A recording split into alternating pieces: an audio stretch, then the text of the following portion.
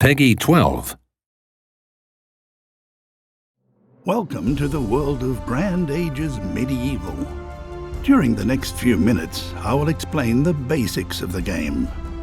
And before you know it, you'll be on your way to gaining dominance over the medieval world.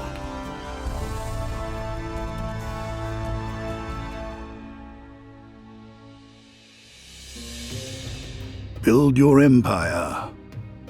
At the beginning of the game, you have the option of choosing between campaign, multiplayer mode, and an open game. Campaign is the best place to start in the world of Grand Ages Medieval. It not only tells an exciting story set in medieval Constantinople, using lovingly created video scenes, it also provides a step-by-step guide to the way things work in the game in a clear and concise manner. In multiplayer mode, up to 8 people can make their own rules in their battle for domination over 12th century Europe. In an open game, you get to customize all the starting and victory conditions. Once you have started a game, you can zoom, rotate, and move the camera about freely in the game world. Take a look at your first town first. In the role of town leader, you will enter a high-stakes game and become ruler of all of Europe. You'll be able to see how many inhabitants your town has and which goods are currently being produced. Depending on its location, each town can produce up to 5 different goods. For example, if a town is located near a body of water, fish can be caught and traded there. The production quantity depends on the number of available businesses.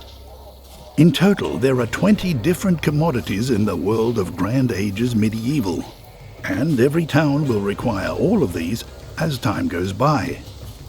In order to satisfy the demand for these goods, expansion, trade, and shrewd planning are necessary. Discover the world. Use scouts to explore the area around your first town, and you will soon encounter other towns. Use the diplomacy menu to establish contact with their respective leaders and negotiate various treaties, make demands, or offer gifts. Apart from the quality of your offer, the success of your diplomatic endeavors also depends on your sympathy value with the corresponding leader. To increase your sympathy value, you can, in addition to gifts, increase the town's prosperity with brisk trade. In order to do so, your traders will require a well-developed network of roads. Create a flourishing economy. Once you have found trading partners and developed your road network, you will be able to hire traders at the inn. Fill their carts with commodities which you yourself have produced at low cost and send them to foreign towns to satisfy the demand for these goods there, and of course to earn a little gold as well. With this gold, you'll be able to expand and upgrade your town and production businesses, which will attract new inhabitants from the surrounding areas and create growth. But beware, as the town grows, so too will the needs of your people, which must also be satisfied. Expand your borders. In addition to traders, you can also hire settlers at the inn with which you can establish new towns. To do so, send a group of settlers to a region of vacant land. At any point in time, you can view locations where certain goods can be produced and the places that settlers regard as being especially suitable for building a new town. Once you have found a suitable location, you can establish a new town and give it a name. A beautiful land. Recruit a terrifying army. The larger your empire grows, the more important it will become to defend it with courage and cold steel. At the barracks, you can hire various military units for this purpose and build a powerful army that will make the ground tremble and terrify your enemies. To protect your empire, you can also erect watchtowers along your borders. If your expansion efforts are restricted by enemy borders, you can declare war upon your competitors and take over opposing towns, not only economically, but also by military force.